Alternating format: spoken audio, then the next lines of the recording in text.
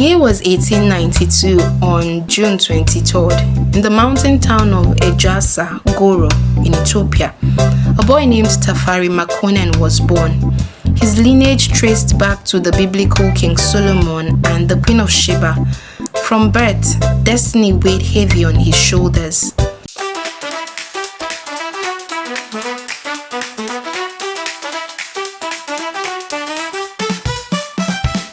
By his teens, Tafari was already proving himself as a brilliant administrator. At just 24 years old in 1916, he became regent to Empress Zweditu, effectively the ruler of Ethiopia.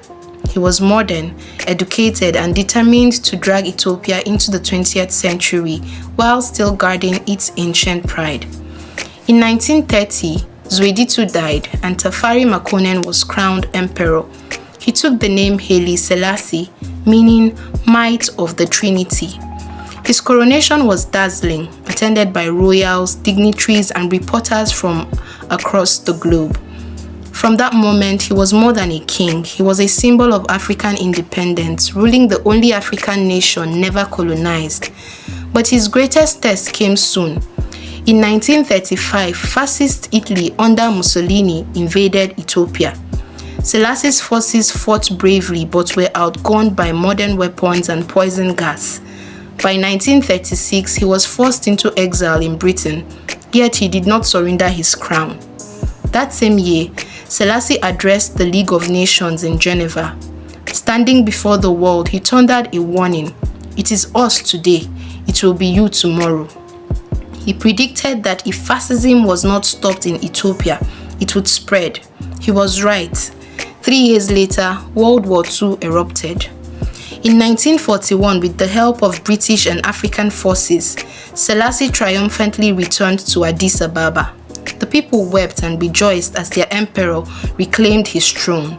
He became a living legend, the Lion of Judah who had been exiled but not broken. In the years after, Selassie pushed for modernization, schools, hospitals, roads, and Ethiopia's first written constitution. On the global stage, he became a leading voice of African unity. In 1963, he helped found the Organization of African Unity, OAU, the ancestor of today's African Union, with its headquarters in Addis Ababa. Beyond politics, Haile Selassie became a spiritual icon. In Jamaica, the Rastafari movement, born in the 1930s, saw him as a prophesied Messiah, the living God who would deliver black people from oppression. When Selassie visited Jamaica in 1966, thousands greeted him as a divine figure. But power is never eternal. By the 1970s, famine, poverty, and unrest shook Ethiopia. Critics accused him of being out of touch. In 1974, the military staged a coup. Selassie was deposed, and a year later, on August 27, 1975, he died under mysterious circumstances while under house arrest. Many believe he was assassinated, yet death did not silence him. His image lives on in reggae music, Rastafari chants, and African pride.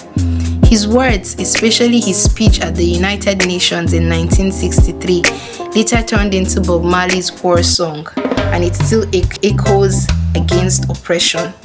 That's the story of Haile Selassie, the boy Tafari who became emperor, the Lion of Judah who defied fascism, and the symbol of African pride whose legend still burns.